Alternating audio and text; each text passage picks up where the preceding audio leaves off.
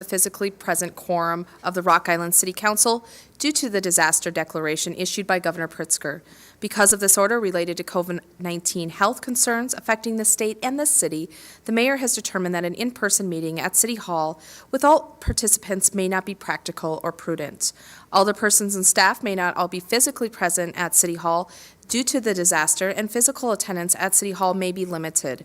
To participate remotely during the public comment or public hearing portion of this meeting, please join by phone at 1-478-292-3881, PIN 151-315-671#. Thank you very much.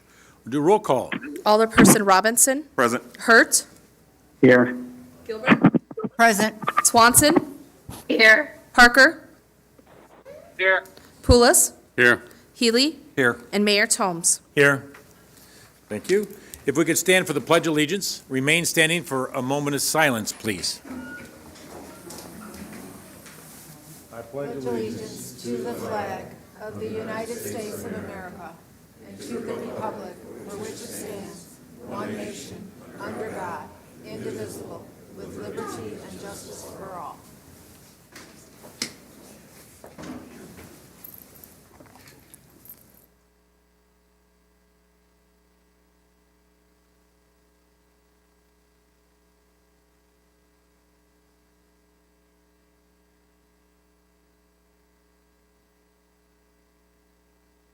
Thank you very much.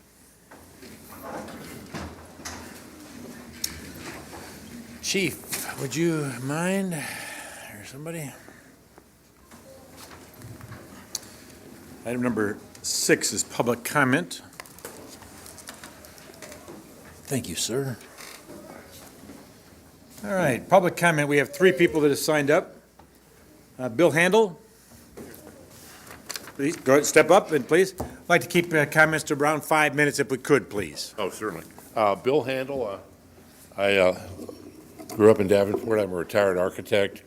I went to Iowa State and Rice University in Houston. I've been in Nashville most recently, and but I'm back here to the Quad Cities often, and 4 years ago, I heard word about Rock Island's courthouse being threatened with demolition, and at that time, I was wondering what that was all about. And so the building was still occupied at that time, and I went in there, and I was, because I hadn't really thought of it as a kind of a rundown old building that the dome had been cut off.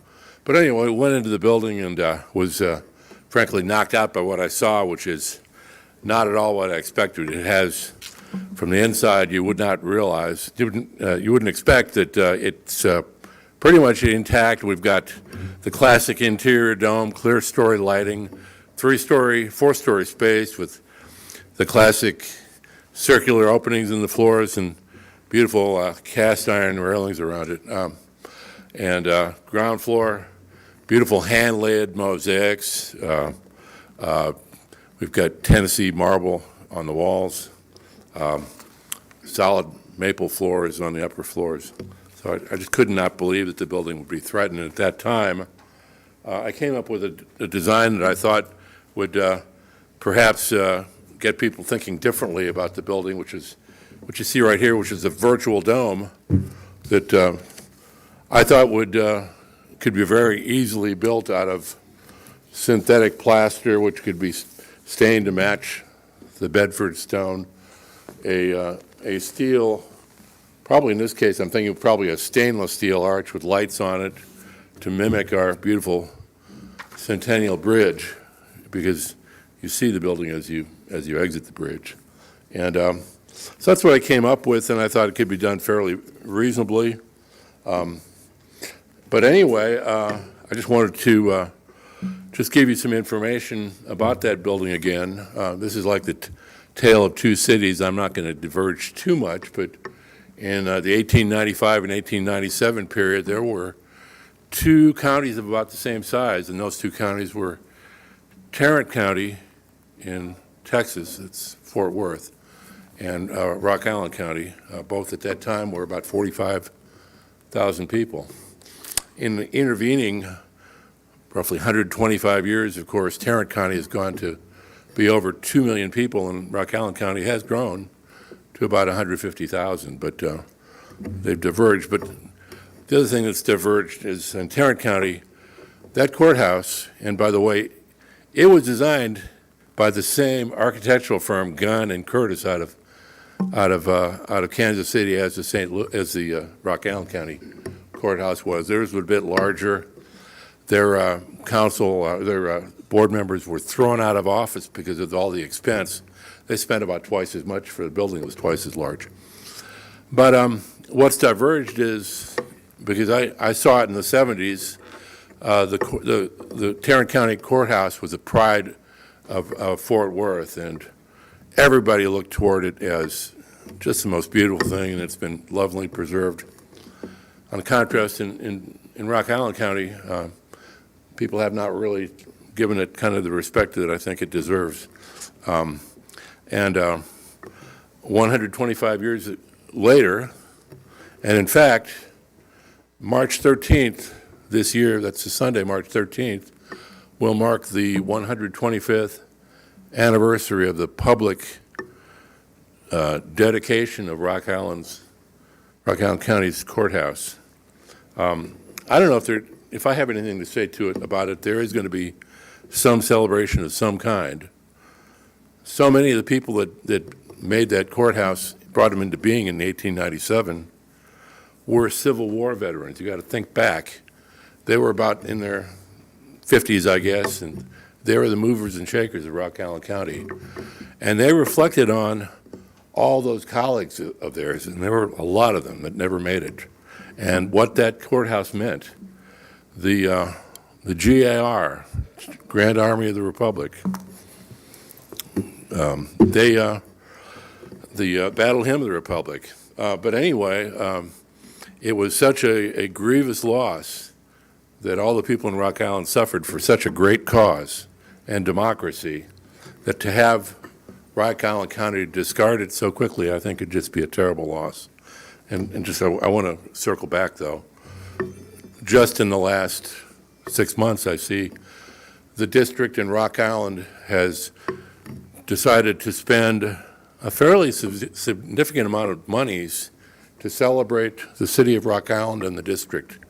And it's something that I would call word art. You know, if you've followed HGTV, we've got the word Rock Island on the riverfront. We've got the district. We've got the Arts Alley celebrated. Well, I think that's all fine and good. That $4 million or whatever goes into that. But I would like sure to see, even at this late date, a close partnership between the city of Rock Island and Rock Island County to help fund a dome of this type, and perhaps realize that this says Rock Island and Rock Island County a lot more than any lit words could say. Thanks for your time. Thank you.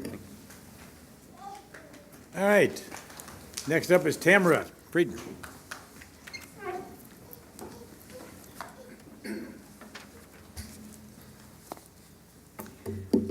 Good evening. My name is Tamara Felden. I live in Rock Island, and I have lived here for 30 years. Before I say anything else, I want to say I appreciate the Ukrainian colors at the door. I'm German born and raised. That's dear to me. I want to first express my appreciation for the recent vote to return the grant money that had become so controversial and resulted in heated debate in this chamber.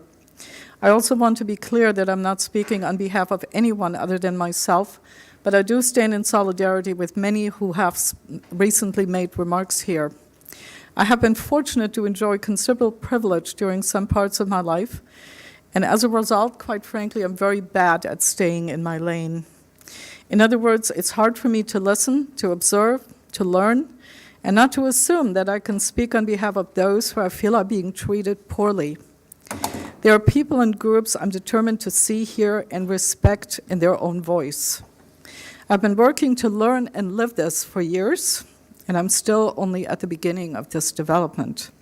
It takes time, and it's not something one decides by willpower alone.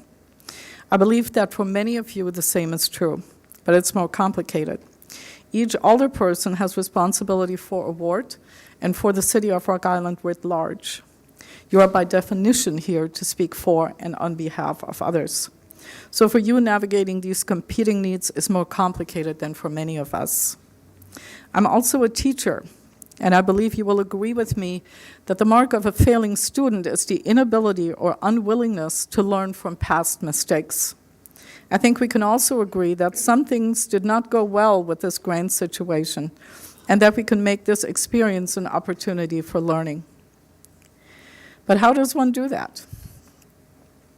May I suggest that city government, that is city council, you, Mr. Mayor, and others seated here, make a concerted effort to unpack what transpired in regard to this grant project, not with the intent to point fingers, make excuses, or otherwise seek entrenched positions, but truly try to understand where communication, collaboration, and decisions could have been handled differently and led to a more promising outcome. What we all saw in council was truly painful to see. Being at the point of having to determine how to spend a $20-some million windfall makes this particularly salient. Will we continue with business as usual, or will we indeed raise the boat for everyone? Will we remember that there are areas of Rock Island that have long been neglected and whose needs are truly pressing? Will we continue to focus exclusively on the downtown district, whom I personally love dearly, but which is getting a lot of attention? Was the decision to move the Blackhawks statue from Water Tower Plaza the slamming of a door from which there is no return? At the beginning of my remarks, I said that I speak for nobody other than myself. I do want to remind you, though, that in the last mayoral election, 5,010 votes were cast, and the election was decided by 220 votes. A large portion of those votes did not come from the first ward. They were cast by people who look very much like me. I urge you to make a firm commitment to doing better than what we have recently observed, and I believe that Rock Island will be better for it. Thank you. Thank you. Next up, Ray Lind.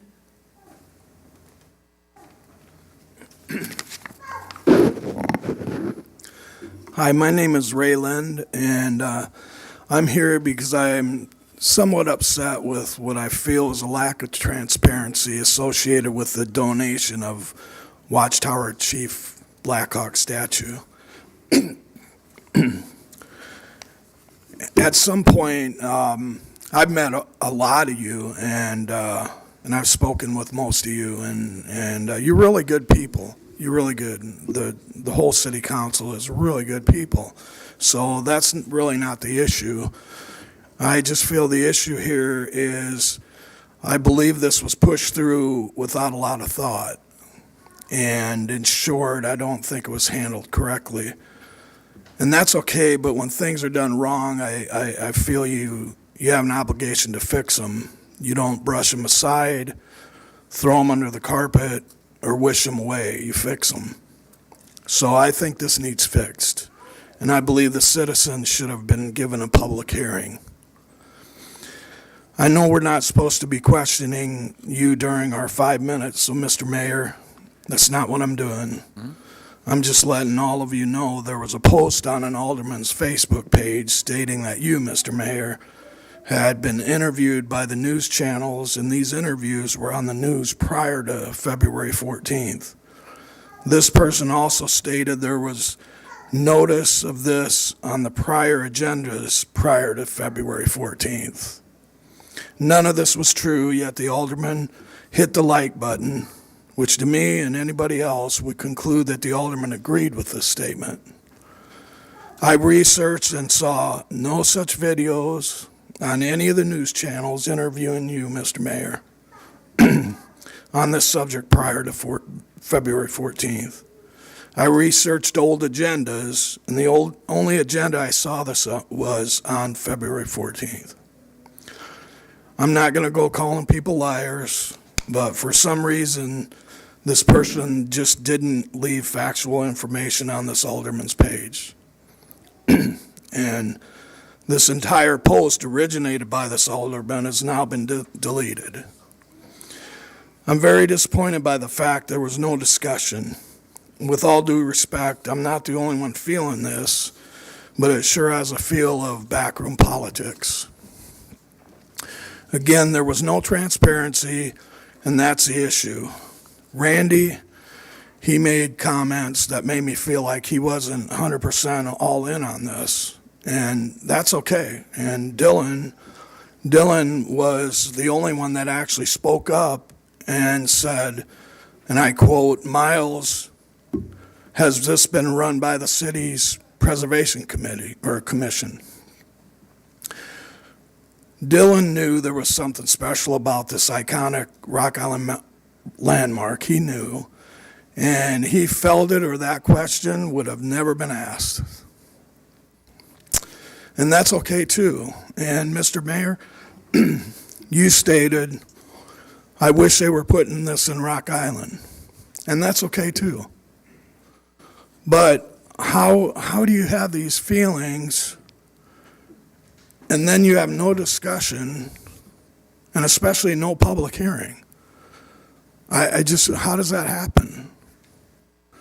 And do you want me to believe that a Milan bank saw value in this landmark, but none of you did? Does that make sense to you? You all knew there was something special about this landmark. I've lived here in this city almost all of my 63 years. That landmark meant something to me. I remember it as a young boy. I remember it as a young man when I bowled at Town and Country. As an older man, it stood there as a great memory of days gone by and a symbol of hope that someday the land next to it would be developed and it would come back to life. And I thought that's what all of you thought too, since there was never a thought or discussions about doing anything with it, that it would just remain there. Mr. Mayor, back to your comment saying you wish this would stay in Rock Island. I do as well. And I'm asking the city if they would reconsider this decision. I think the Hughes camps are decent people who would understand that this needs to be done correctly. As far as staying in the city, I'd like to ask the city if maybe they would consider relocating this iconic landmark to Schwiebert Park. Can you imagine viewing it at night from Davenport? Or any river traffic or the dock? I think that would be a nice start to revitalizing the downtown area as the city is proposing. And lastly, if you were going to stand by this decision, then I believe you're setting a bad precedent. If this landmark can that easily be declared surplus property and be given away, then I believe the citizens deserve a list of surplus property, and we should be given an opportunity to secure this property for ourselves. But we don't want to get into all that. That's just not the direction we want to go. We, the citizens, just deserve to have a public hearing. And at this time, Blackhawks Bank should be able to be allowed to do their presentation as well. And you, as our city council, should listen to your constituents and discuss what the proper thing to do for the citizens would be. Thank you for your time and consideration. Thank you.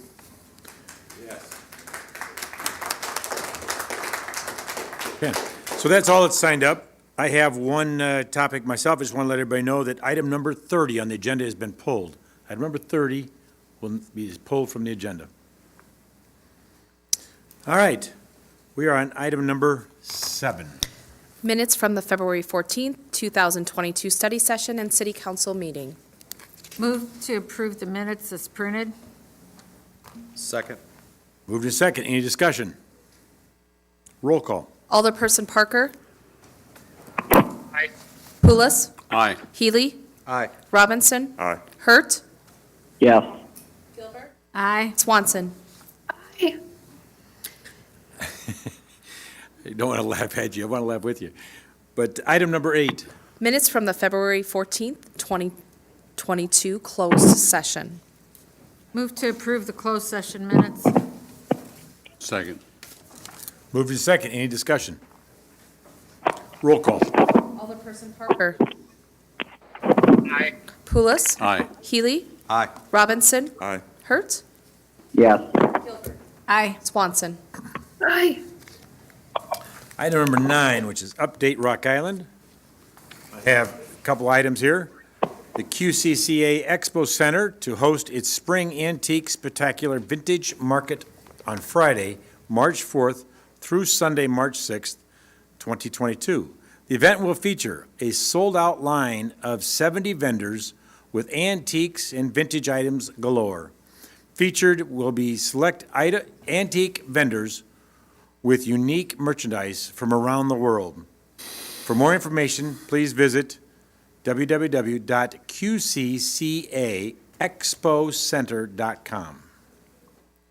St. Patrick's Society Grand Parade to be held on Saturday, March 12th, 2022.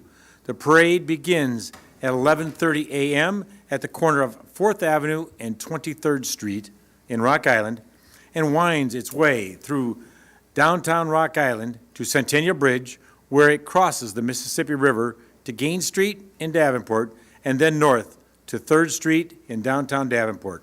Come join the fun in downtown Rock Island. Take the Rock Island Polar Plunge to support the athletics for Special Olympics in Illinois. Plunge our way and join the challenge at Bally's Casino and Hotel in Rock Island on March 13th, 2022. Registration begins at 12:30 p.m. with the plunge beginning at 2 p.m. in a pool on the back patio of Bally's.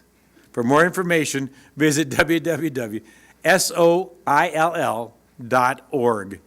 And everybody's watched that. I witnessed this in Galesburg this last weekend. It was quite a sight. They did it in a lake, in their case. And, boy, it was nice out, but cold in that water. But we talked to a gal that had some needs, but she raised over $10,000 herself for this organization. So it was a great success on her part, but they raised a lot of money there. And so let's support them here on the 13th. So appreciate that. Item number 10. Proclamation declaring March 6th through March 12th, 2022 as Women in Construction Week. Whereas NAWIC Quad Cities Chapter Number 50 has distinguished itself for 59 years as the voice of women in construction in the Quad Cities area, and whereas the work done by NAWIC Quad Cities Number 50 has benefited Rock Island through community development and educational programs, and whereas NAWIC Quad Cities Chapter Number 50 has unceasingly promoted the employment and advancement of women in the construction industry, and whereas the construction community, represented by NAWIC Quad Cities Chapter Number 50, has been a driving force in fostering community development through renovation and beautification projects, promotion of skilled trade careers, and a positive vision of the future. And whereas NAWIC Quad Cities Chapter Number 50 has sought to achieve successful results for Rock Island and the surrounding areas in a cooperative spirit with other organizations.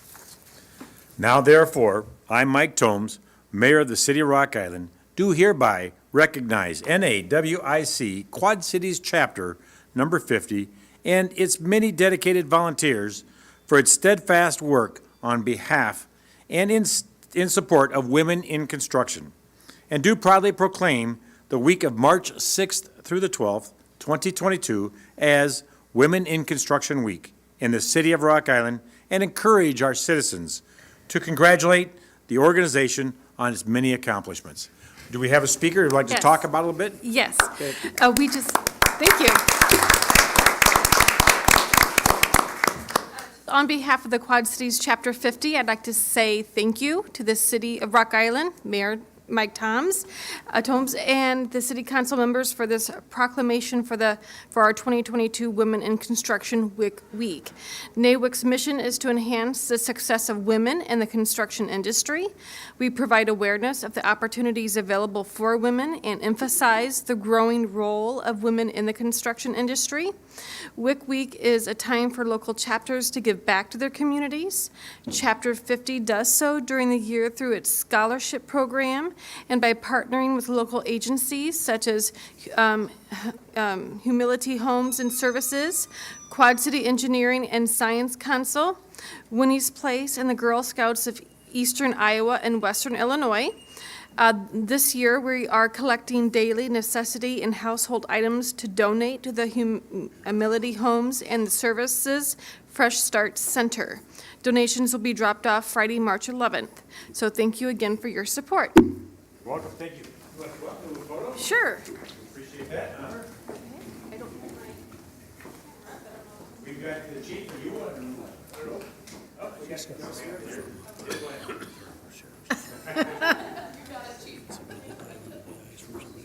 Thumb out of the way. I wonder if that's what he's got. Thank you very much.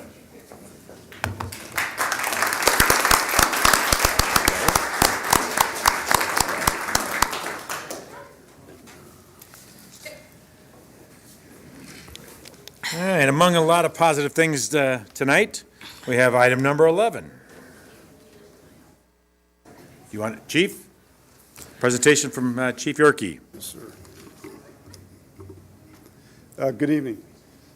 Mayor, Tomes, and council members, on behalf of the Rock Island Fire Department, I would like to take this opportunity to formally recognize some of our first responders, as well as an extremely brave family member who made a difference in saving the life of a male patient who suffered a cardiac arrest event last summer. On the morning of August 27th, 2021, Joseph Hammond went for a run with his daughter, Erin.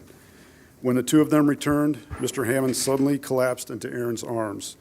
She laid him on the ground and immediately called 911. Telecommunicator Kaylin Sicardi took the 911 call, and based on her emergency medical dispatching protocols, TC Sicardi instructed Erin to begin CPR on her father and guided her through the process. As you can imagine, this was a stressful situation for her, but she performed this critical life-saving effort until crews from the Rock Island Fire Department arrived on scene, which included firefighter paramedics from Ambulance 33, Engine 33, and Rescue 31. Fire Department personnel continued to perform CPR while also initiating advanced life support measures. After several minutes of life-saving measures by those on scene, Mr. Hammond regained a pulse and started to breathe on his own. He was stabilized on scene and quickly transported to the hospital, where he continued to receive care from staff in the emergency department and cardiology staff in the cath lab. Because of the life-saving efforts of those involved, Mr. Hammond is here with us tonight, as he wanted to thank each of the first responders in person and assist me in presenting them with awards. So, Joseph Hammond, you want to come forward?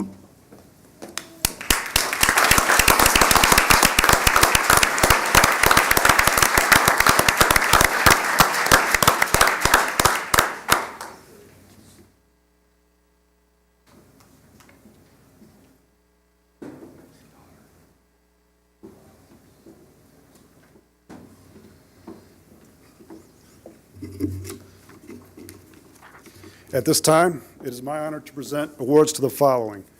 For her initial life-saving efforts, Erin Hammond.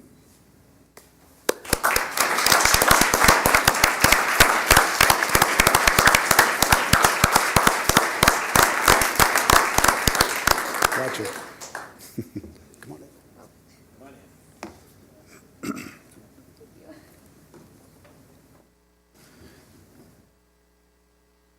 From RICOM, TC Kaylin Sicardi.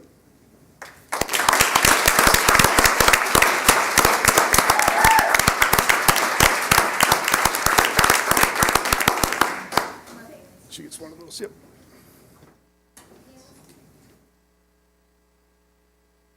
From the Rock Island Fire Department, firefighter Aaron Darwin.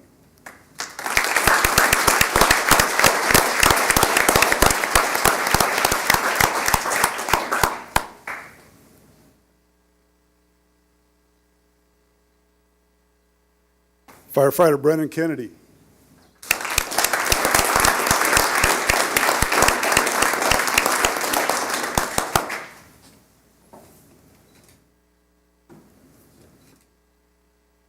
Firefighter Sean Hansen.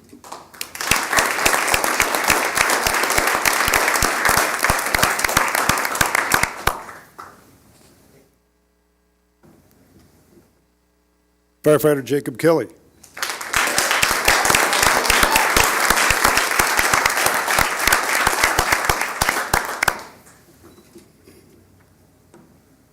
Lieutenant Eric Bopes.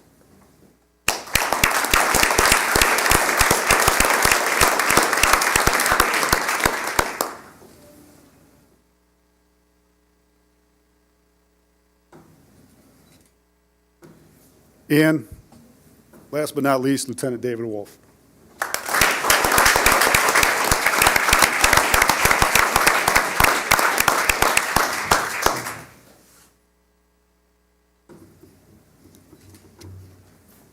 So I just wanted to take this opportunity to thank all of them, and I'm sure Mr. Hammond thanks them as well. That's right, exactly. And one other thing is without Joe's daughter, Erin, performing CPR right away, he may not have been standing here. So I implore everybody, as soon as you can start CPR, even if it's on a loved one, I know it's tough, but the earliest that we can start CPR on someone, the greatest chance of survival. So thanks to everyone, and thank you for your time.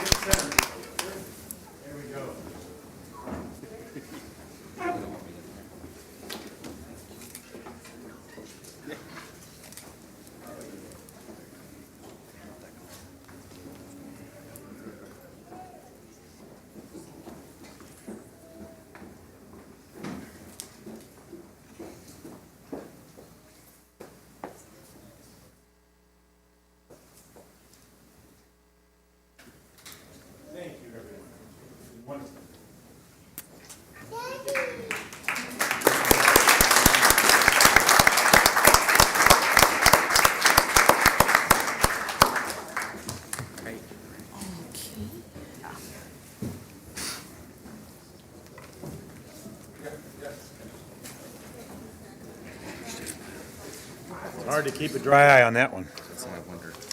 Thank you very much. Give it a second here for the noise. Yeah, that was great. That's awesome.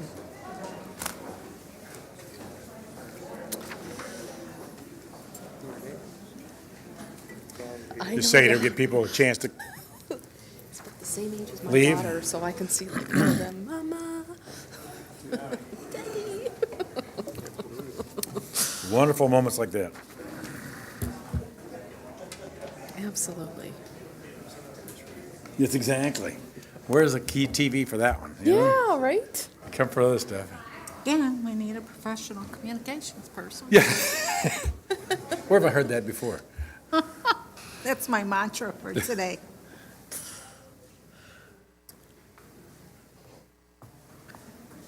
All right. We still have continued, not that the whole agenda is not positive, but we have a few more great things to celebrate. We have item number 12.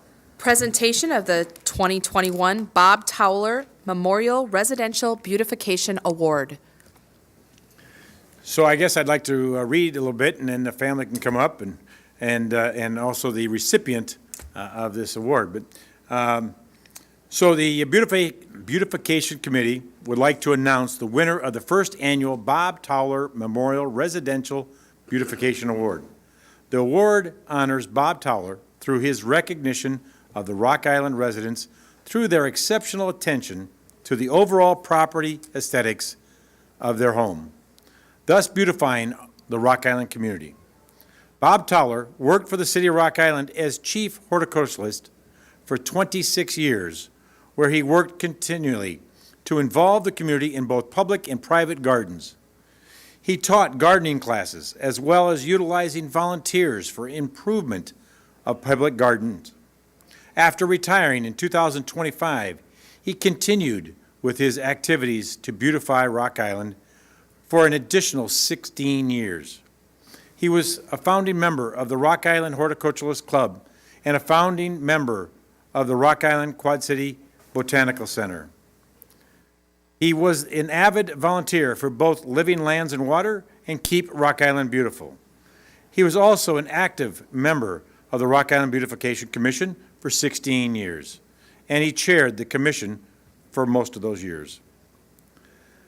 There were several nominees submitted for 2021, and I had the honor of selecting this first recipient of the Bob Towler Memorial Residential Beautification Award, and would like to announce that Ruby Roach Rylander, for her home at 3621 23rd Avenue, is this year's winner, and congratulations.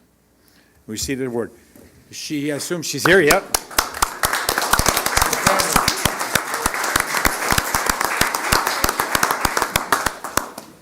Have the family, Bob's family, come up. Come on up. In his honor. Miles. Absolutely.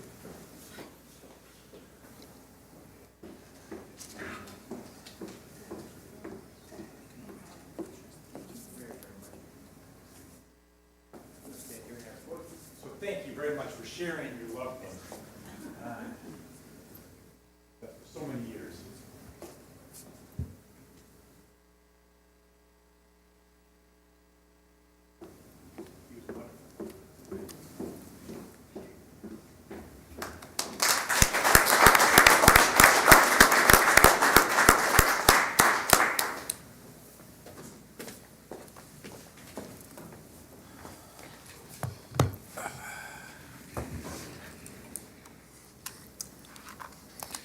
And then we have item number 13. Presentation of the 2021 Commercial Beautification Award. So the Rock Island Beautification Commission would like to announce the winner of the 2021 Commercial Beautification Award. This long-standing award presentation began in 1980. The Commercial Beautification Award serves to recognize a Rock Island organization or business for its outstanding landscaping, exterior renovations, or new construction. There were 14 nominees submitted this year. Each of these businesses have helped to beautify not only their own property, but also the surrounding neighborhoods and city as a large. I had the honor of selecting the recipient for this award for 2021 and would like to announce that Bike and Hike at 3913 14th Avenue is this year's Commercial Beautification Award winner. And congratulations to Steve DeProng and Bike and Hike.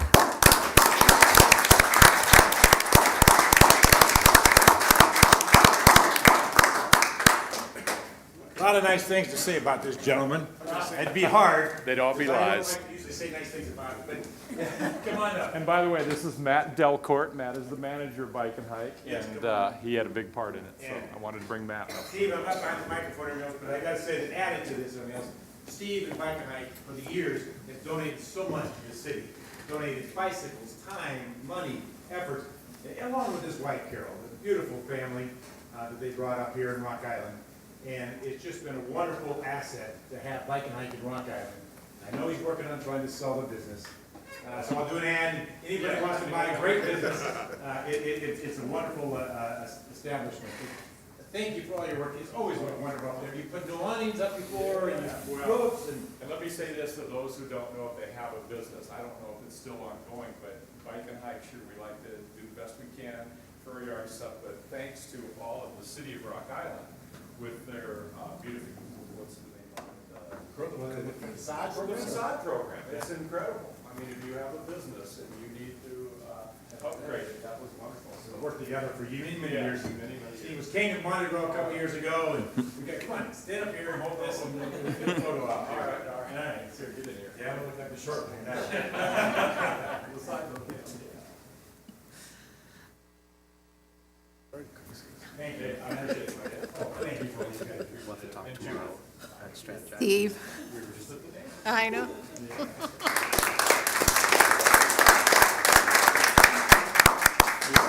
Good job.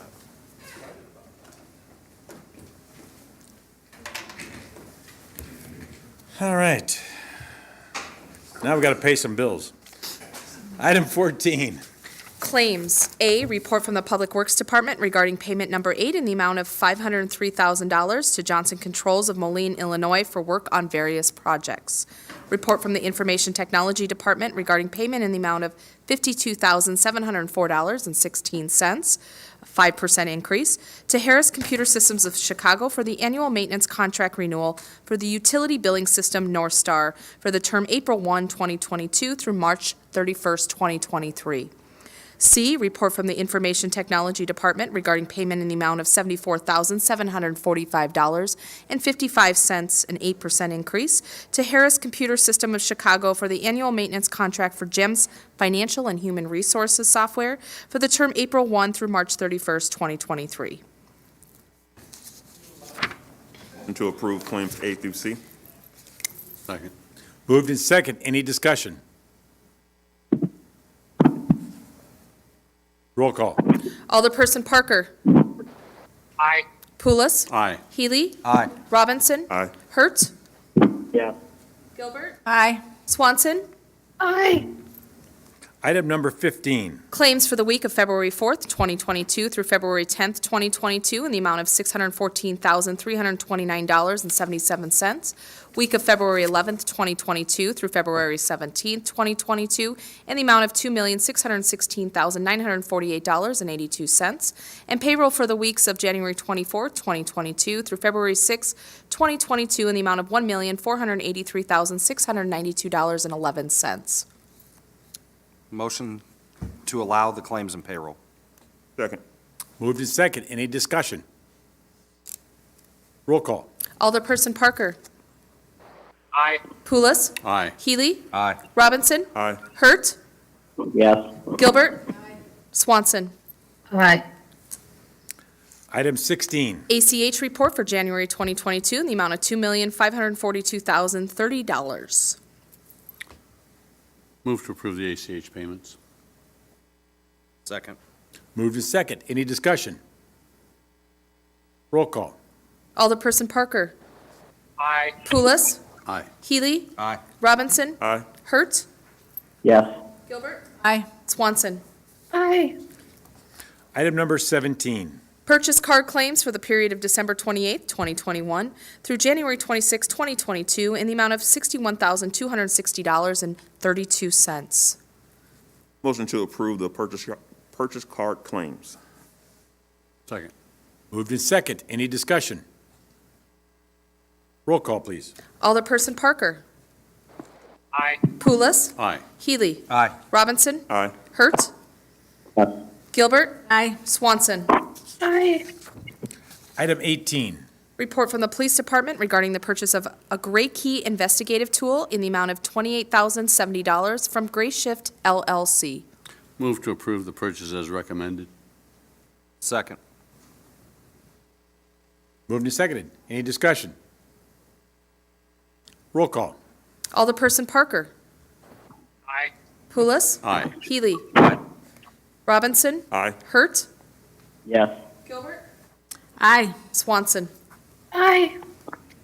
Item 19. Report from the Police Department regarding bids for the purchase of handguns, recommending the bid be awarded to Acme Sports of Seymour, Indiana, in the amount of $14,715.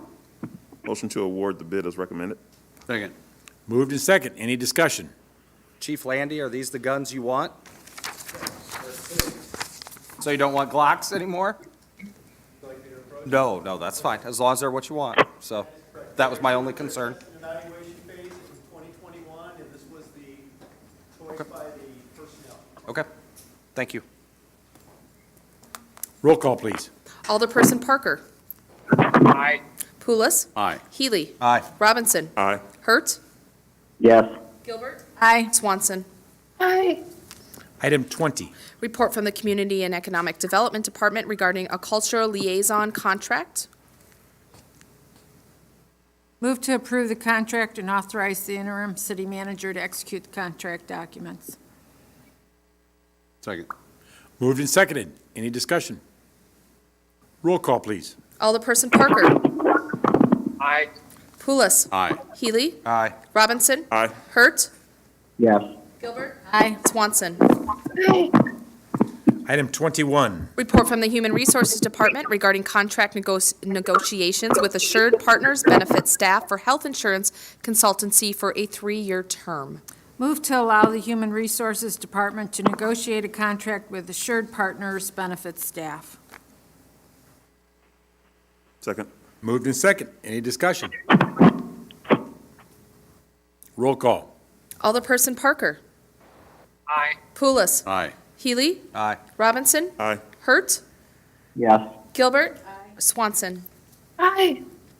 Item 22. Report from the Human Resources Department regarding contract negotiations with Genesis for the City Medical Clinic for a 3-year term. Move to allow the Human Resources Department to negotiate a contract with Genesis for the City Medical Clinic.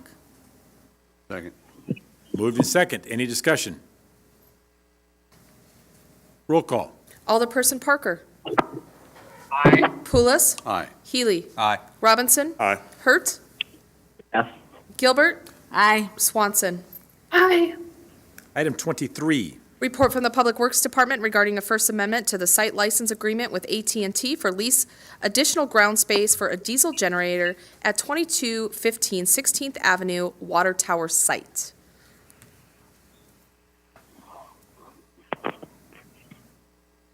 Motion to approve the amendment to the agreement and authorize the interim city manager to execute the document. Second. Moved in second. Any discussion? Roll call. Alderperson Parker? Aye. Pulis? Aye. Healy? Aye. Robinson? Aye. Hurt? Yes. Gilbert? Aye. Swanson? Aye. Item 24. Report from the Community and Economic Development Department regarding an adjustment to the Arts Program Service Agreement with Quad City Arts.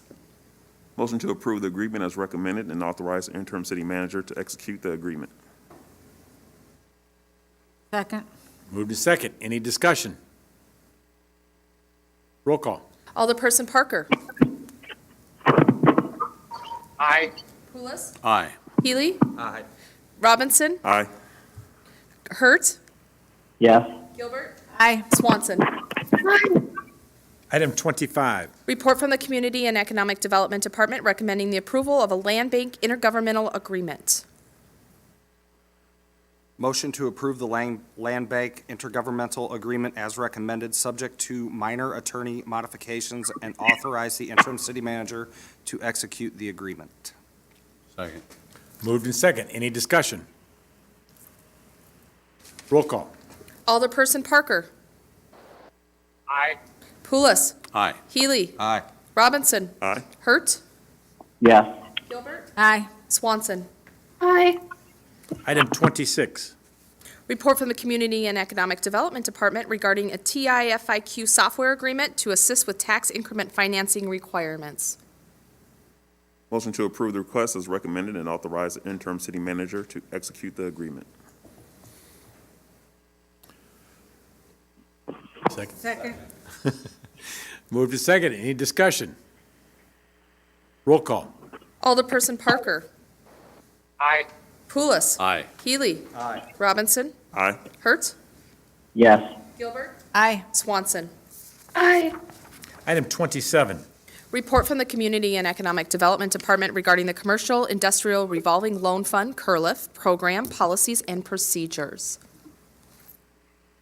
Motion to approve the CURLIF program policies and procedures as recommended. Second. Moved in second. Any discussion? I have a couple of questions. Okay. Miles, probably.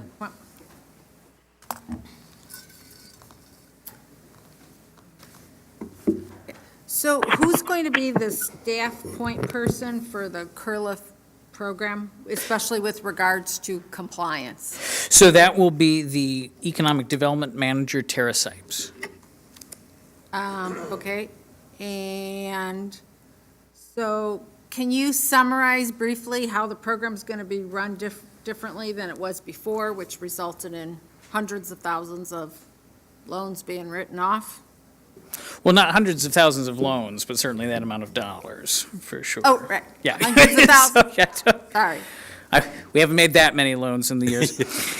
So just kind of recap from the previously delivered study session, the policies and procedures here do a few different things. First, and very importantly, it brings us into compliance with HUD standards of operation today, right? So HUD 20 years ago is not the same as HUD today. The second thing is it puts into place a collection of safety measures to make sure that at every stage there is an appropriate level of review for the appropriateness of a loan to be given out. So obviously, there's the first hurdle, which is to make sure that you're filing an application for a loan for an eligible activity or items, making sure that it complies with HUD regulations for what we're doing, that you're going to do those things that HUD wants to see done.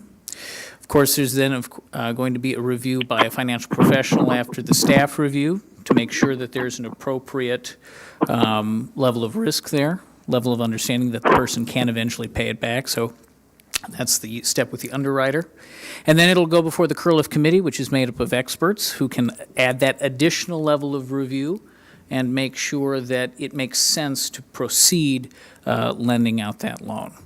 In terms of what happens after, in terms of making sure that payments are being made on time and when appropriate, collections are sought. That is something that staff will be more on top of now than they have been in the past because we're able to track it a lot more efficiently. We now have extensive record-keeping procedures in place to keep an eye who has loans, who is still making payments, who's not making payments, and are prepared to take action if someone is not in payment. So that's a real down and dirty summary of the process. And one last question. So when will the city receive a report on all those previous loans and the status of them? We can certainly get that together now. We have a pretty good idea of what all is still owed, what we think we can collect on. We also are looking at a few to assess exactly how we would collect. As many folks are aware, if you haven't made contact with a borrower for over 10 years, you are past a certain statute of limitations to collect. We do have some that unfortunately fall into that category. We have others, though, that we do think that we can take some actions to collect on.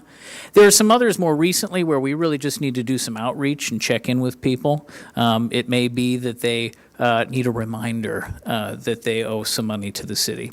But we're pretty close to having a full list and full approach on how we're going to do it. Staff's been working hard to try and get that list together and just track it all down.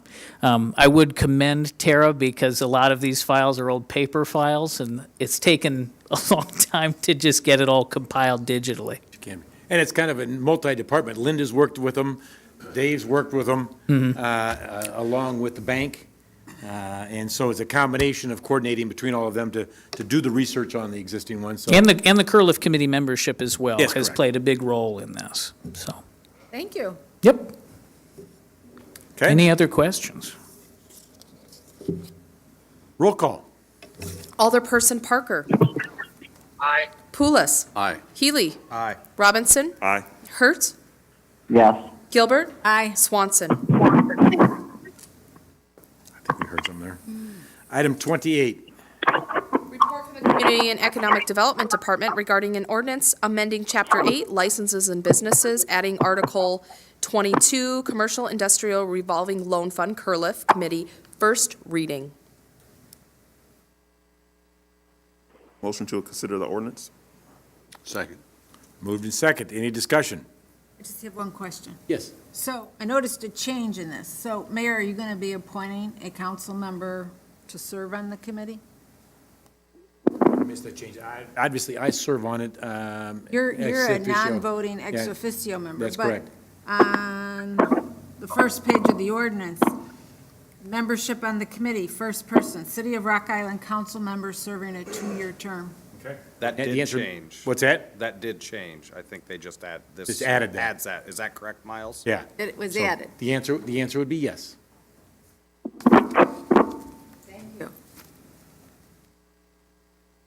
Okay. Roll call, please. Hi, Oh, go ahead. sorry to interrupt. Could I make a motion to amend the motion to suspend the rules and pass the ordinance?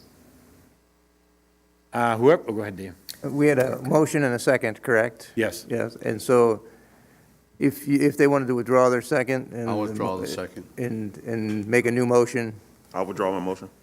okay. And then if Yes, we- the answer is yes, then somebody can. Moses, would you like to make that amendment, suspending the rules and pass the ordinance? Or then we'll get a second, yeah. Who wants to make the motion? Make a motion to suspend the rules and pass the ordinance? Second. Moved in second. All those in favor? Nope. Nope, Roll nope. call. Roll call. I apologize. Always revert back on some of these things. Roll call, please. Alderperson Parker. Aye. Aye. Healy. Aye. Robinson. Aye. Hurt. Yes. Gilbert. Aye. Swanson. Aye. Okay, item number 29. Report from General Administration recommending amendment to Article 3, Section 6-48 of the Code of Ordinances regarding the Fire Pension Fund Board, first reading.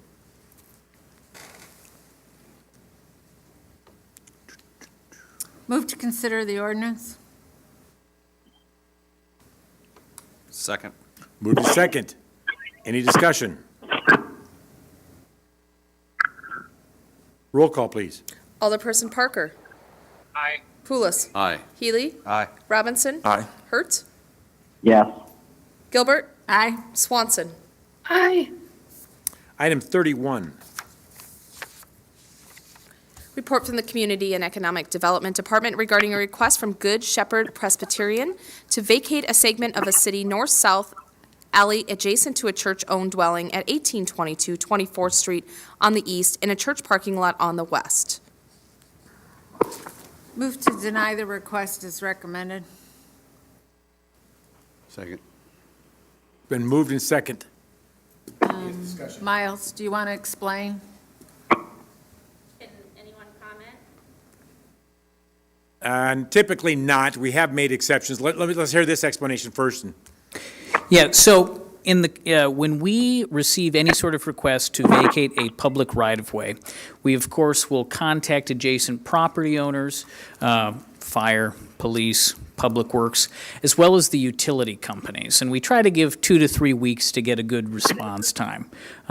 Oftentimes we'll get a few calls from neighbors who will ask questions about why it's being requested, what's going on. The utility companies as well are usually pretty speedy in getting back to us. We usually make a point to reach out to AT&T and Mid-American predominantly. This time around, we didn't get a response until after the agenda item was submitted from Mid-American. Mid-American has requested that this request be denied. They expressed a few different concerns, namely that they have some infrastructure running through the alleyway that they are concerned would be interrupted.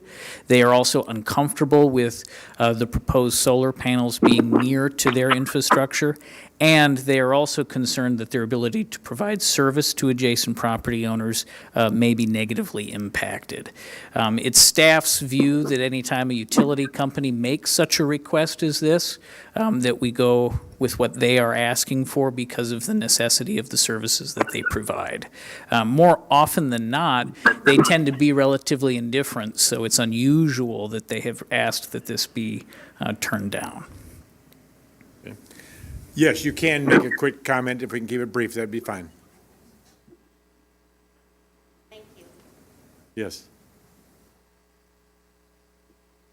Good evening. My name is Dave Stockdale from Good Shepherd Presbyterian Church. I appreciate you giving this item some consideration. A lot of my comment would be that if a no vote is, or if this request is denied, then there is a possibility of us giving up the project entirely, which is to put solar panels on our property, just because it would take up so many parking places. Whereas these 2 arrays could be put on the property that we've requested to be vacated and leave the parking lots basically untouched. Okay. Thank you. Appreciate that. Thank you. Okay, any further discussion? So have we worked with the church to see if there's any other locations that we can move this? That was my question as well, so. The church representatives will correct me if I'm wrong, but the alternative would be to put it somewhere into your existing parking lot.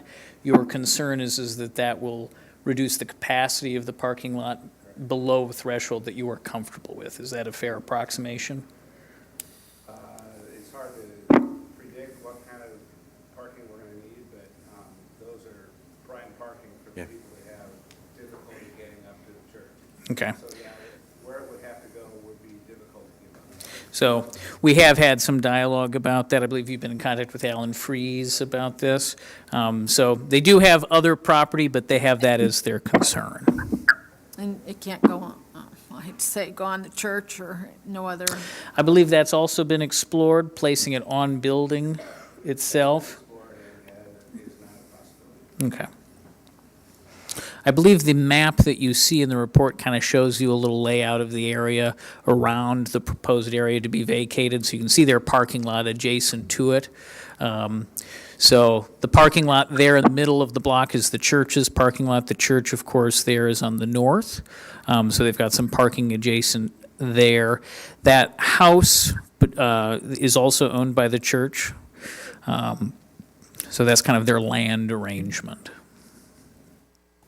But it's staff's, the information that staff received from the utility company says that this would adversely affect other citizens. Is that correct? That's what Mid-American is saying. They're also uncomfortable, per their email to staff, about having a solar array so near to some of their infrastructure.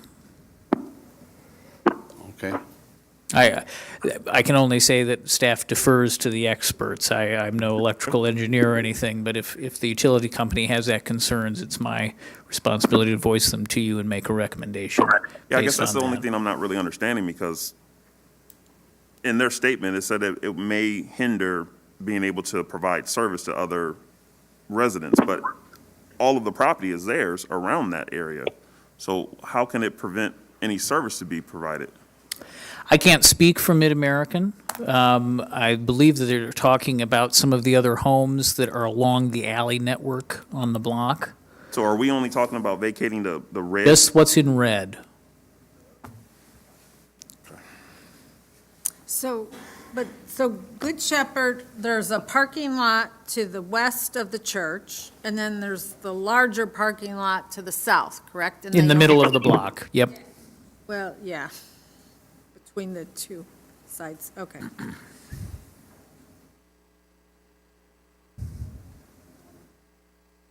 Okay? I wish there was another way to make this happen. Yeah, I was gonna say- I mean, the last thing I want to do is deny this for a church when they're trying to do something good, but you have Mid-American saying that they don't think it's feasible. I mean, And again, I emphasize, it's very unusual that they would make a direct request that something not be approved. I've been here now nearly 5 years, and I've been handling vacation requests like this more or less the whole time. This is the first time they've even had a strong comment on something, so I'm not entirely sure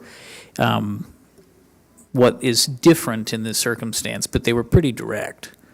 So the solar panels couldn't be moved like further to the western end of the parking lot? Because I know right around where that alley vacation is, there are a lot of overhead wires. I, of course, can't comment on how the church would like to utilize its land or not. Go, come on up. I mean, speak in the microphone if you don't mind, just so other people can hear.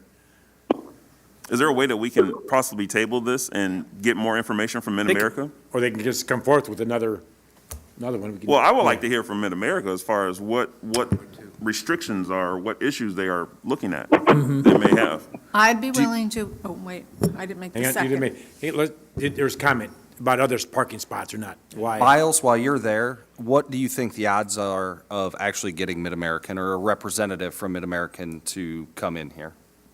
I don't believe that they would send someone in person to speak to the council about something Fair. like this. I can request a written A community person. Yeah. Talk into the microphone. They have a Hey, community the microphone, person. hang on just a second. Sorry, Time. Dylan. So I would assume that it is not the case that they would send someone to city council. I would assume that they would be willing to prepare a longer form written statement. But we've never asked them to come before the council to talk about anything, so I'm not entirely Gentlemen. sure. Community people, that's their job. No, that's right. Eric, there's a gentleman, Eric, that lives in the area here that could come and speak, I believe, because he does public relations and everything else for them. So then, if that's the case, if I may, I would suggest the following. The council, of course, how much of a hurry are you in? Are you in a lot of a hurry to do this?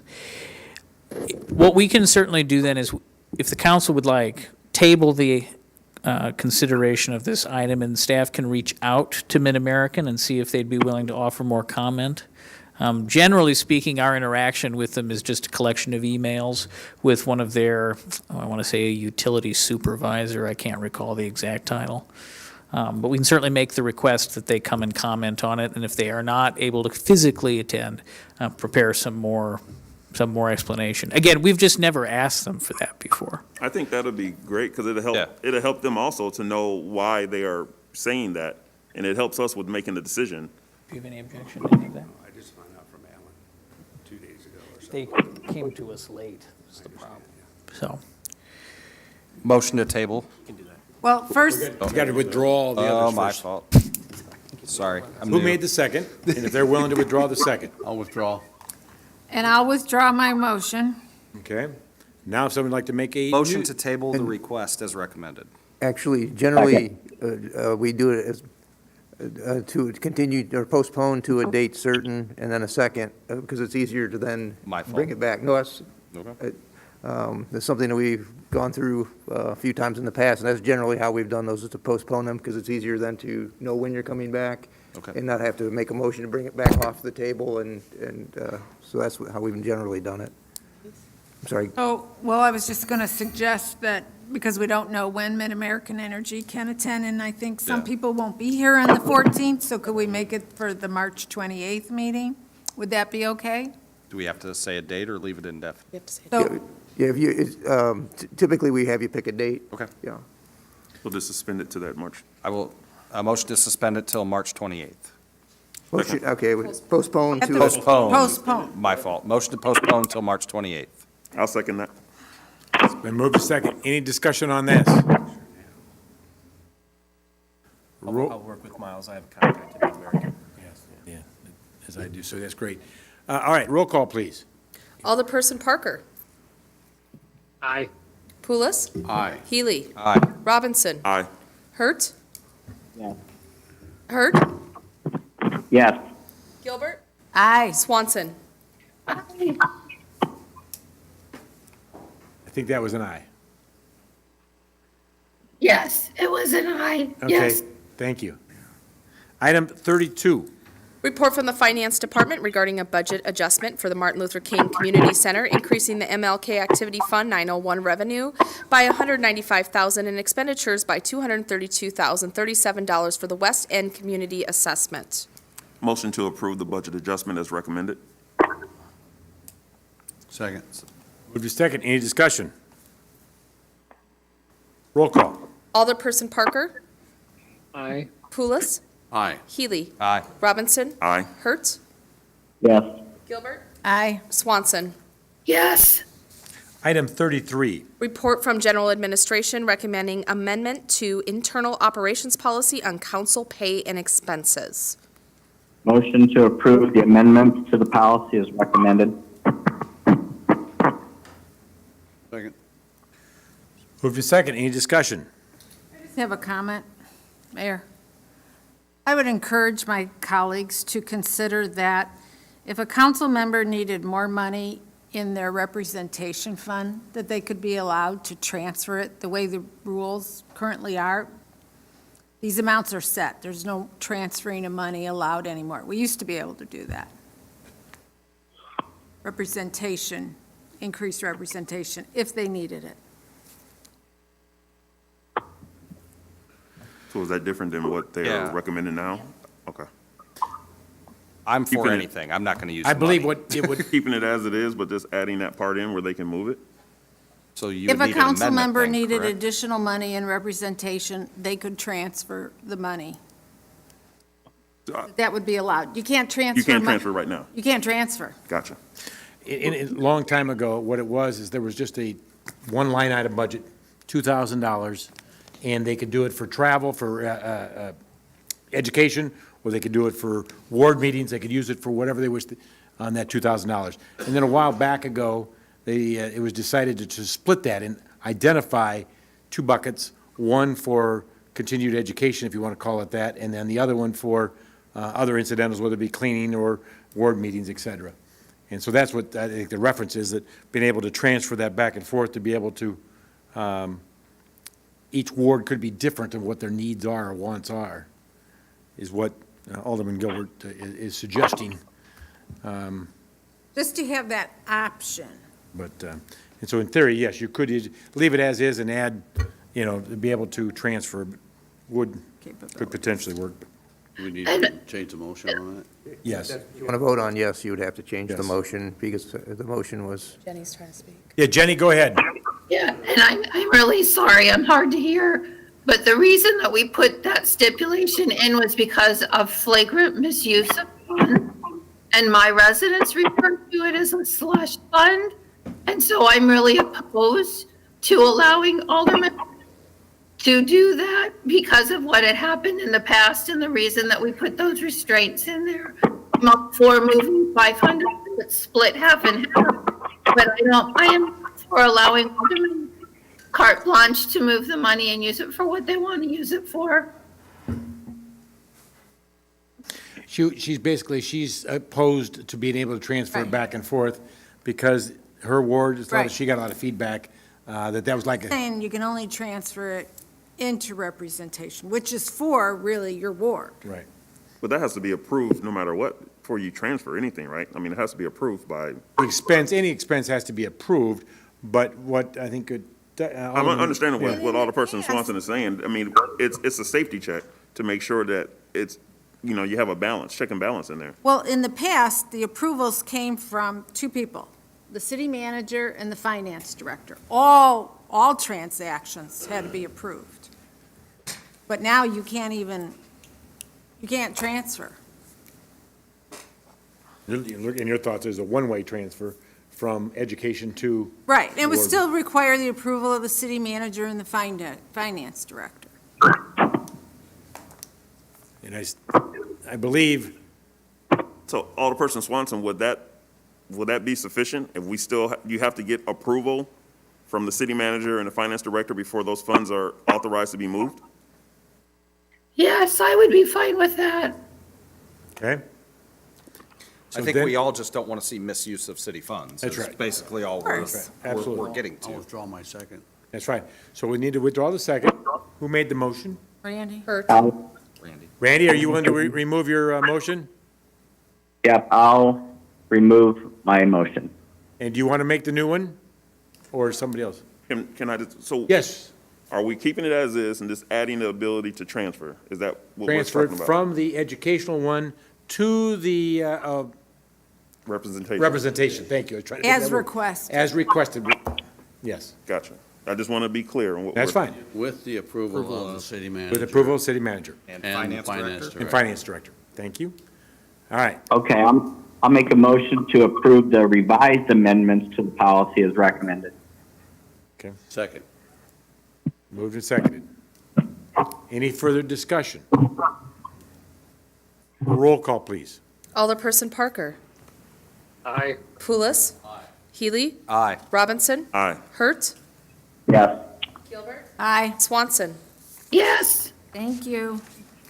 Item 34. Report from the city clerk's office regarding a request from Steve's Old Time Tap to hold an outdoor event with music for the St. Patrick's Day Parade on Saturday, March 12, 2022, from 9 a.m. to 5 p.m., with street closures on 17th Street between 2nd and 3rd Avenues, and 3rd Avenue between 17th and 18th Streets. A request for the outdoor consumption of alcohol in the fenced-in area in the adjacent parking lots, and a request for sound amplification. Motion to approve the event and request as recommended, subject to complying with all plaza and liquor license regulations and subject to being shut down early if compliance are not, or complaints are received. Sorry. Second. Moved to second. Any discussion? Due to it being my property being leased, I need to recuse myself from the vote. Understand? Roll call, please. Alderperson Parker. Aye. Pulis. Robinson. Aye. Hurt. Yes. Gilbert. Aye. Swanson. Yes. Item 35. Report from the city clerk's office regarding a request from Kavanaugh's Hilltop Tavern for an outdoor fenced event with live music for the St. Patrick's Day Parade on Saturday, March 12, 2022, from 2 p.m. to 11 p.m. Motion to approve the event and request, subject to complying with all liquor license regulations, contacting the fire department for fire and safety considerations, and subject to being closed down early if complaints are received. Second. Moved to second. Any discussion? Roll call. Oop, go ahead, Dylan, was that you? No, that was an echo. Okay, sorry, thank you. Roll call. Alderperson Parker? Aye. Pulis? Aye. Healy? Aye. Robinson? Aye. Hertz?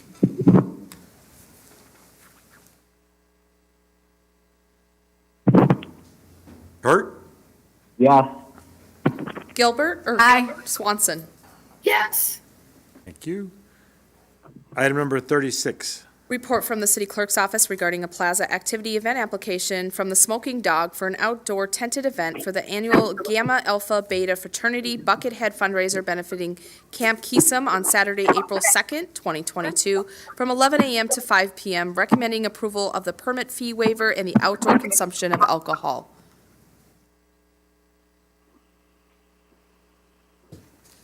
Motion to approve the event and the request, subject to complying with all plaza and liquor regulations. Contact the fire department and for fire or safety considerations and subject to being closed down early if complaints are received. Second. Moved to second. Any discussion? Roll call. Alderperson Parker? Aye. Pulis? Aye. Healy? Aye. Robinson? Aye. Hertz? Yes. Gilbert? Aye. Swanson? Yes. Okay. Other business? Is there anything else for the good of the cause? Hearing Mayor, none. I have something. Have a good event, gentlemen. Yes. Yes. Hold on. Did you hear me, Mayor? No, I did not. I'm sorry. Go ahead. No problem. I would like to make a request that on the next city council meeting, we have an agenda item to reconsider the city donating the Blackhawks statue on 11th Street. And I would inquire what my colleagues think about that idea. I was definitely going to bring it up. I thought, it's a flashback to what we just went through without having the communication from the citizens and allowing them to be able to speak their mind as far as this issue. I think it's only right to give them that opportunity to be able to voice their opinion and move forward with it from there. I was reached out by a couple people, and I'm all for transparency, and if people do want to come talk, I know I can't be here the 14th, so I would actually request the 28th if it's possible, if we consider it. Dylan, are you okay with that? As long as Quad City Bank and Trust, or Blackhawks Bank, sorry, has not, got a contract to move it or something by then. Be mindful of that, but I don't care what date we discuss it. Yeah, I've heard, just let change it. I don't have a vote in this part of it, but I've heard from a number of different people, not saying huge numbers, but believe it or not, there was 3 different views I heard. Some were excited about it, some were disappointed by it, and there was some that there was a group that thought it should be destroyed. That it was an issue against the Native Americans. The statue is the wrong representation. So I had all 3 of those. Several people showed that interest, but I think that should still, it should give them an opportunity to come here and to voice that. No matter how it may come out, but they still should have an opportunity to, and I just think the notice wasn't enough time to give that time for them to do that. Again, it's just, like I said, it's just an echo from what happened last time. We have to do a better job with communicating and finding out if there's parties interested in these things. we do. The issue is I just be careful of how many items we have to do this with, that every item, if we take every item or not every item, a lot of the items that we work on in the city council and say we want public opinion on every one of them, that would number 2 things. One, it would bog it down.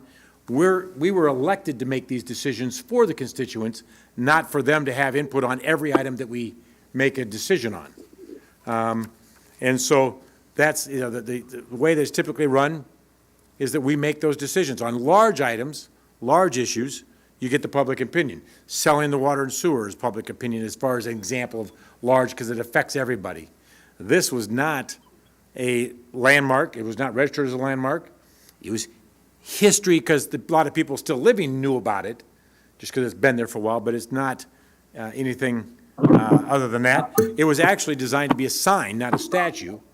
It was originally the sign for the strip mall, or the strip mall there, not as a statue recognizing Blackhawk. He's not a chief, so some people say chief. He's not chief. But, so, it's actually a sign that was put up. I just think we got to be careful of how we conduct the business. Me personally, if we would have the information out in time to do town halls and get the information, no matter how small or how big it is, it's still the public's business. So, I mean, I just think, I don't think it will hurt to give them the opportunity to speak their mind with anything, because what we may feel is small could be huge to someone else. So I think we got to be careful with that. But you're right, we do have to be careful. We got to be careful to go down the slippery slope that everything you do has public input either. Right. Because they elected us to make decisions. And so if they don't like the decisions we make, that's what they take that up later with us. So we cannot get involved with every single item, the public involved with every single item we make a decision on. So It's just not, I'm all about transparency, but you can't. I had 2 emails on it, one against, and then I just got one this weekend who was for it, and she said, well, thank you, because at least now she knows it's going to go to some place that's going to take care of the statue. Yeah. Okay, so we can, whether, it takes roughly 4 council members to bring this back up again, and we'd have to work on making sure legally we can, not just bring it up, but we passed a resolution and a contract, if you want to call it that, with the bank. Well, it's a gift, and I think I wrote a short memo about that, and one of the points of a gift is that until you deliver, you haven't completed a gift. Okay. There's also special rules for reconsidering a vote. Typically it's a year. And Go ahead, Dylan, go ahead. Yeah, I guess I would like to get some clarification from legal as to whether it requires 4 votes to reconsider. I mean, I voted in the affirmative, and I would like to bring it back. I don't think that requires 4. Plus, correct me if I'm wrong, but I don't know if there were 4 council members that directly reached out to the city manager or the clerk about the representation fund issue that was added to the agenda this evening. So that kind of undermines your point, and there's been plenty of example in councils of the past where agenda items were added to the agenda that did not have explicitly 4 members say, I want it added to it. So I guess, can we just have this put on the, the 26th agenda for discussion? I do not intend to relitigate it or litigate it here as to what we should do, but just simply, should we put it back on the agenda? And I know that we have in the past dealt with the issues of reconsidering a decision that was already made. I don't recall all of that off of the top of my head because it's been a couple of years, but just one moment.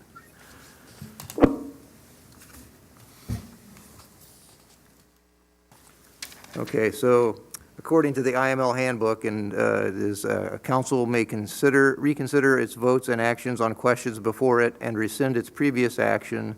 This rule is subject to certain exceptions, and then it goes through and gives a list of 5 exceptions. I don't know that if you want me to read those now or if you want me to take a look and give you an opinion on that, but you can. It is possible to rescind or to change, but there is a specific process, as Alderperson Gilbert had said, and so we don't have to follow those strictly. I don't recall those off the top of my head, and the IML handbook does a nice job of summarizing, but I want to make sure that I look through it thoroughly. I can just pull it out of our files. I assume what we'll do is research that and get back, the city, interim city manager will get back to everybody on whether it could be on the agenda. Yeah. But Go can ahead. I just ask Miles a question? Yes. So,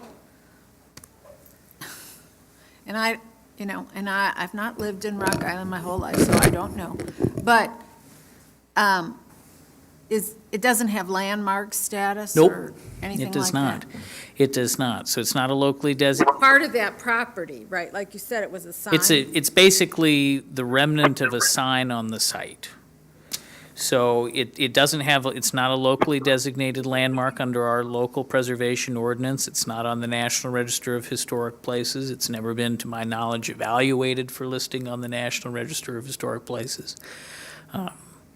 Okay. And those, Just remember, as used a- to have swords there, and it said Watchtower Plaza Yeah. as part of the sign.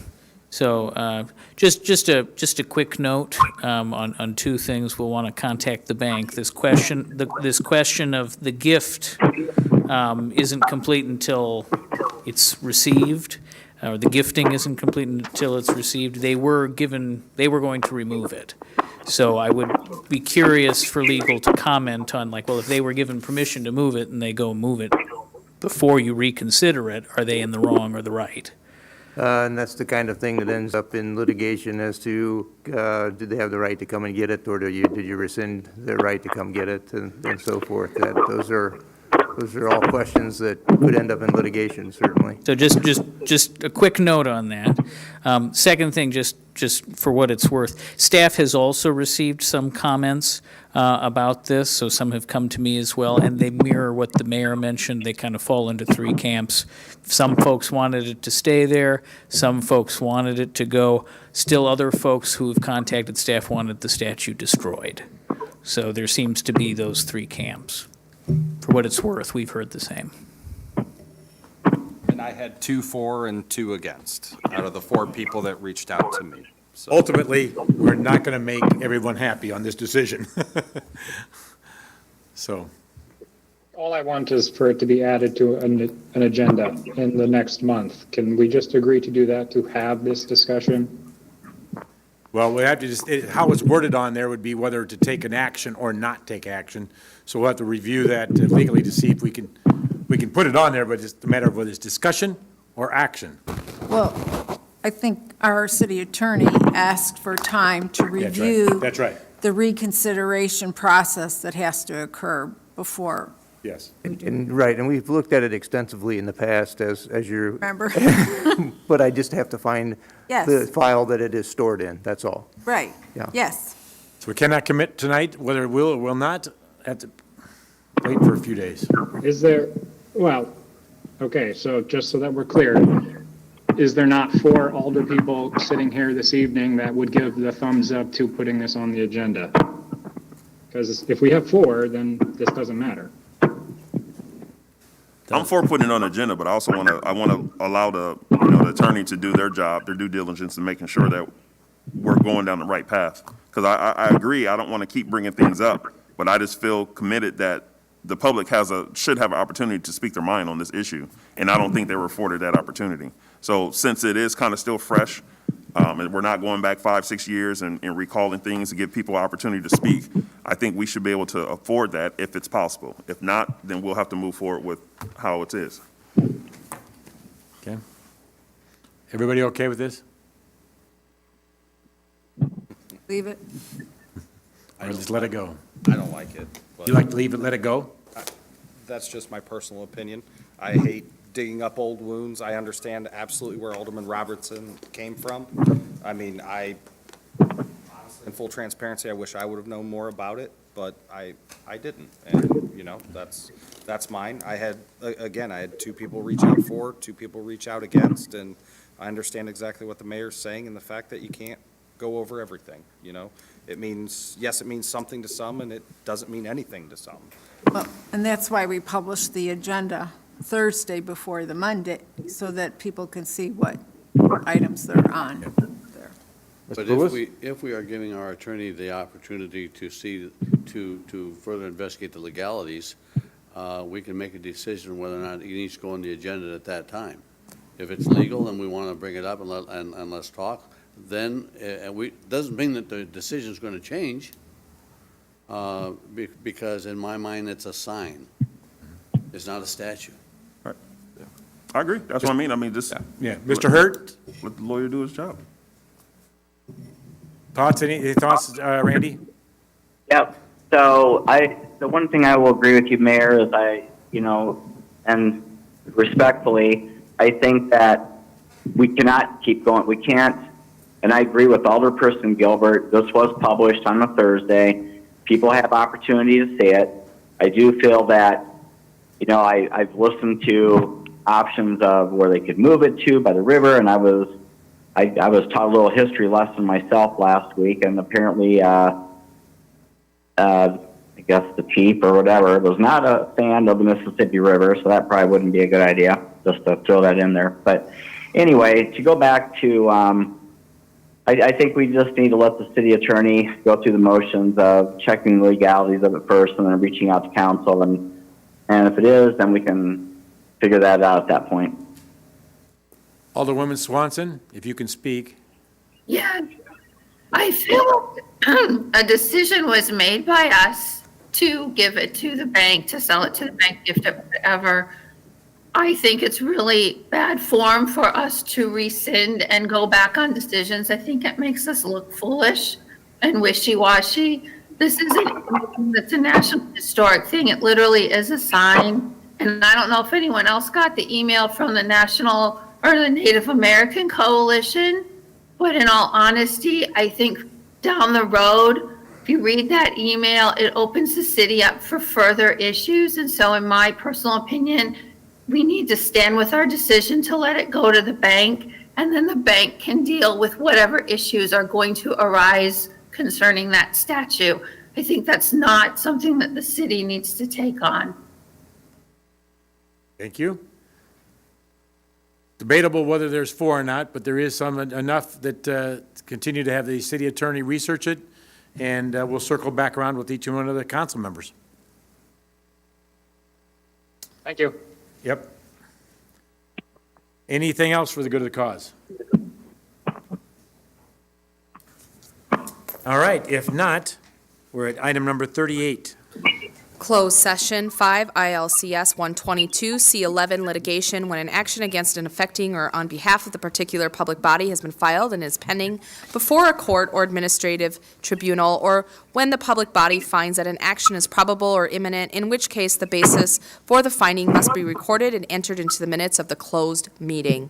5 ILCS 122 C1, the appointment, employment, compensation, discipline, performance, or dismissal of specific individuals who serve as independent contractors in a park, recreational, or educational setting, or specific volunteers of the public body. Motion whether or not, oops, go. Move to go into closed session for the exceptions cited. Second. Moved and seconded. Any discussion? Roll call. Alderperson Parker. Aye. Parker. Aye. Poulos. Aye. Healy. Aye. Robinson. Aye. Hurt. Yeah. Aye. Swanson. Yes. So do you all have the closed session link? You